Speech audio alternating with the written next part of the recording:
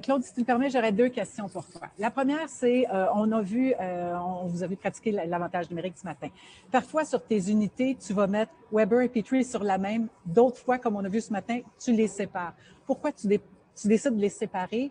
Parce que je te demande ça, parce que vous connaissez quand même beaucoup de succès quand ils jouent ensemble. Vous avez marqué 7 de vos 10 buts en avantage numérique quand les 2 étaient placés ensemble. Alors, c'est quoi le cheminement derrière ça, le fait que tu décides de les séparer? Mais non, on a les options, Chantal. C'est un petit peu ça, là.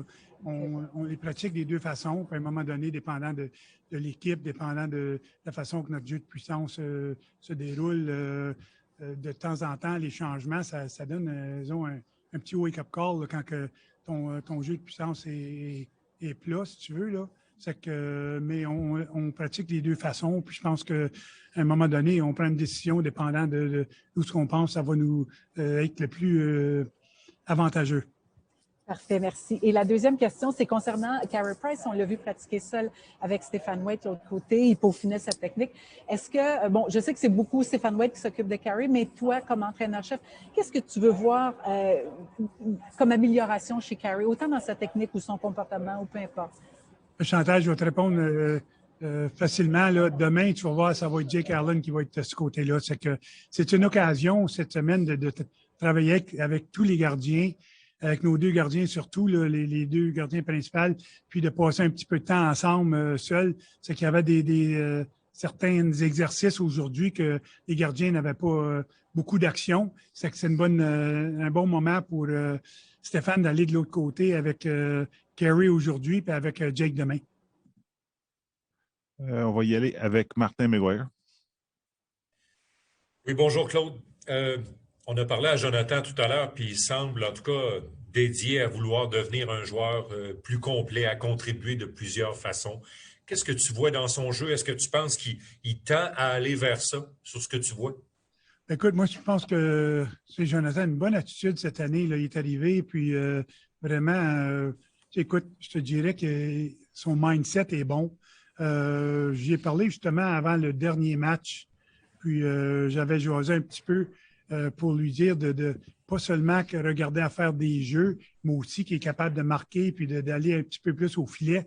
Ce qu'il a fait le dernier match, quand tu regardes son match, il était beaucoup plus impliqué à l'attaque, aller au filet, même lancer des choses de même. C'est que, tu sais, je pense dans le cas de Jonathan, il veut bien faire. Je pense que, écoute, on recommande certaines affaires, il le fait. Et puis, c'est une question de temps. Je pense que dans son cas, lui, s'il continue à faire ces petites choses-là qu'on lui demande, là, c'est une question de temps. Je pense que les buts vont suivre. On sait qu'il est capable de faire des jeux. C'est un bon fabricant de jeux, mais aussi, je pense qu'il est capable de marquer des buts aussi. Puis, plus que seulement qu'un but là, jusqu'à date. Puis, c'est ce qu'on appelle un mindset. Là. Puis, j'ai trouvé que le dernier match s'est bien ajusté. Puis, c'est une question de temps. Je vais te parler du joueur de centre maintenant. On connaît tous que Nick a un très beau potentiel et tout ça. Qu'est-ce qu'il peut faire pour compenser le fait que là, il est peut-être plus surveillé, il y a moins d'espace, on le frappe un peu plus. C'est pour le fait qu'il y a un peu moins d'expérience pour faire face à ça. Mais il y a des choses, Martin, que tu ne peux pas faire grand-chose. C'est une question d'expérience, c'est une question d'avoir du vécu. Je pense que c'est un joueur très intelligent. Comme tu dis en anglais, he's going to figure it out. Tu sais, il est capable de figurer qu'est-ce qui fonctionne, qu'est-ce qui lui donne un petit peu plus de difficulté. Mais tu sais, on est très jeune au centre. On en parle souvent, là. Puis il faut être patient avec ces gars-là, puis lui donner la chance de gagner de l'expérience de ce côté-là. C'est la seule façon qu'ils vont s'améliorer. Même chose dans le cas de Koniemi, puis même Jake Evans. Tu sais, c'est des jeunes centres. Puis je pense dans notre cas, on est chanceux de les entourer avec des bons vétérans sur chaque côté d'eux, à l'aile droite et à l'aile gauche. Fait que on espère que, disons, l'expérience puis le développement va suivre rapidement. Stu Cowan. Claude, can you teach someone to become a goal scorer? Does it just come naturally for guys like Tyler Toffoli? Well, I think a lot of them, it's natural, but there's a lot of them that work at it too, to work on their shots, quick release, and all that stuff. And you know, that's why Stu, we work on those kind of drills sometimes at the end of practice in close and, little just with the fours and trying to get in on net, or sometimes it's even just breakaways. And, you can work at it, but some of it too is some guys are natural goal scorers, and you see it around the league. But definitely there's room for you to work on it, to get better at it, no doubt. There's some guys, Claude, when they step on the ice, they just look like a goal scorer. Is that something you noticed in your playing days when you were a defenseman? If you played against a guy you didn't know and you sort of look at a guy and say, he looks like he can score? Well, I don't know if I could look at him, but I could certainly look at the stats and see if he was or not. And before the game, so I knew which one was the dangerous guy on the other side. So I guess it was a matter of doing your homework. John Lou. Hi, Claude. I know it's only been a couple of games since Tyler's been up with Phil and Brendan, but what dynamic were you looking for him to bring to that line, and what have you observed of that anticipation so far? Well, we just kind of made the switch there at one point because, we were drying up a little bit, and Tyler was one of those guys that is a leading goal scorer on our team. And so we decided to give that a shot there. And I think, when you look at last game, looked like they were building a little bit of chemistry, but there's that's a good part about seeing that kind of stuff, because when things are going well, Thomas Tatar with that line also has some good chemistry. So, it's having, I guess, more options as you move forward here, because during the year at times you have to make switches and you got to try and find sparks in your team. And when you know that you have those, as options, it's certainly an advantage to you. When you mention options, Claude, earlier on today, Tyler was saying that he prides himself on being very easy to play with. Is he that type of guy that gives you options because of that makeup, that philosophy he has? Well, I think so, John. He's a really smart player, and not too often you see him make a bad decision with the puck. And so, he's pretty intelligent. He's pretty reliable. And because of that, he's, I think he is an easy guy to play with. Renaud Lavoie. Merci beaucoup, Paul. Salut, Claude. Claude, juste une petite question technique. Michael Frolik va jouer ce soir avec le Rocket. Est-ce que tu veux le voir jouer 2 matchs cette semaine, ou ça va être juste 1 dans son cas? Écoute, ça aurait été une bonne question à demander à Marc, là, parce que ces décisions-là, mais je crois qu'il va jouer les 2 matchs. Parfait. L'autre question que j'ai pour toi, Claude, je sais que c'est un ailier. Est-ce que Michael je sais qu'il prend des mises au jeu aussi là, dans sa carrière, mais est-ce que Michael, vous le voyez vraiment comme un ailier, ou il peut aussi jouer au centre dans la façon dont vous voyez votre organigramme? Tu parles de Michael Frolik encore? Oui, toujours, oui. Écoute, c'est un petit peu c'est un peu comme Paul Biron. Paul Biron aussi, il joue au centre. Il joue à l'aile. Je pense que dans le cas de Michael Frolik, il peut faire les deux aussi. Là. C'est un gars qu'on le voit peut-être plus à l'aile présentement, parce que c'est là qu'il joue depuis plusieurs années. Là.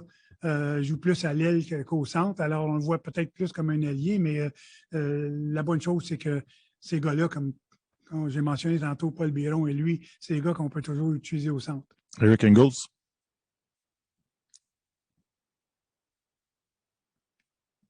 Oui, écoute, c'est pas Eric, c'est Marc-André. J'espère que ça fait plaisir quand même. Écoute, je vais-tu ou... Oui, vas-y, je vais prendre Eric après. OK, parfait. Claude, tu viens de parler de Paul Byron, puis je t'avais posé une question en début de saison, puis tu avais été dans un plaidoyer quand même assez senti envers Paul. Puis je me demandais, est-ce que ça te fait un petit pincement au cœur de devoir annoncer ça à un vétéran que tu respectes, qui a une lettre sur son chandail? Est-ce que c'est différent? Puis hier, Marc disait qu'il s'attendait à plus. Peux-tu nous dire qu'est-ce qui serait plus? OK, en tout cas, Marc-André, ça coupe un peu, là, mais je pense avoir compris ta question. Mais ce que je te dirais, c'est qu'on aime encore Paul. Paul Biron est un très bon joueur, fait partie de notre équipe.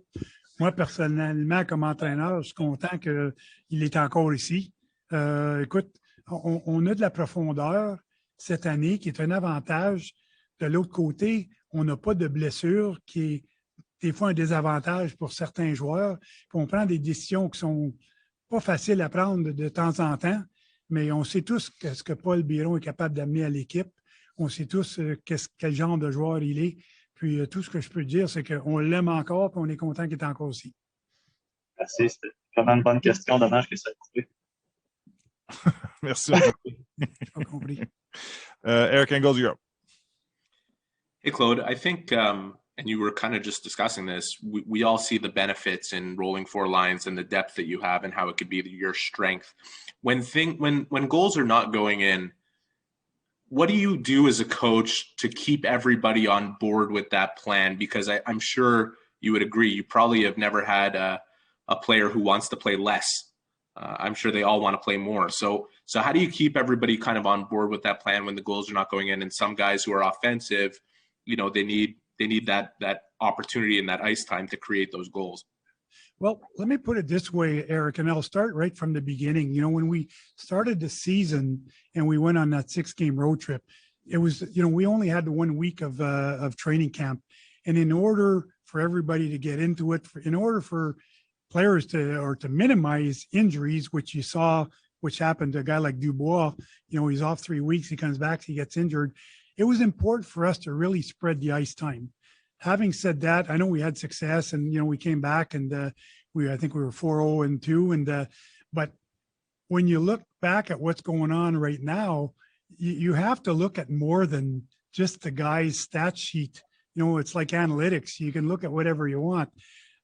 I'll give you an example. Suzuki right now is averaging about 18 minutes a game, where Jake Evans is averaging 12. So I don't know where this equally shared ice time is coming from. At the end of the day, for him to get to 18 when everybody was averaging maybe 14, 16 minutes early in the season, it takes a while for those numbers to go up. But that's one thing, is that, when you look at those kind of things, it takes a while for the average ice time to go up. The other part too is you got to look at, and I'll use the example of last game. Phil Danault has 24 shifts and ends up with 18 minutes of ice time. Matthews and Marner have 23 shifts. They're at 22 minutes. Well, if they want to do 58 seconds and 55-second shifts, and our guys are only doing 45, there's not much I can do to control that. Phil Danault still ended up with 18 minutes of ice time. So, I know there's comparisons, there's all kinds of things out there right now, but I think people have to look at a lot further than that and saying this is what we have. And as the season goes on, those kind of things will take care of themselves. We need to score some goals. We need to win some hockey games. Absolutely. But, in a good scenario, especially this year, when you look at our team from here on end until the last week, except for the last day of February, first day of March, we're playing every second day. It's going to be important for those guys to be fresh, to be able to give what they can give. And we're a lucky team, I guess, that doesn't have to rely on one line to score goals for us like some teams do. We're able to utilize our whole lineup. Our team is built that way, so it's built that way. We have to utilize it that way. Trust me, if you want to give me McDavid, I'll give him 20 minutes of ice time. Okay. I'm no different than anybody else, but that's not the way our team is built right now. Well, technically they give McDavid about 27 minutes of ice time. So more to the point, knowing that and acknowledging that, because I'm aware of that, Claude, I'm wondering, is there anything that you have to say to the players in those situations to make sure constantly that they are buying into exactly what you're selling and what you just explained? Well, right now there hasn't been any complaining. Everybody seems to have bought in, because we talked about it at the beginning of the year. We said, listen, we got a week of training camp. That's all we have. We start games. We're going to be playing every second day. Over the long haul, guys, you're going to see the advantage we hope to have will be that we'll be able to stay fresh and not have certain players that have been overutilized and hitting a wall halfway through this hectic schedule. That's what we're hoping, and that's what we hope is going to happen. Thank you. Thank you, Eric. We'll go to, sorry about that, Arpin Basu. Good afternoon, Claude. Could you describe how long you've been planning this week and the process of planning this week? Just because it's a highly unique situation where you've played 15 games, then you get all these consecutive days of practice. I mean, it's not common. Usually in a bye week, you don't get to practice the whole time. So what was it like planning this week, and how much work did it involve?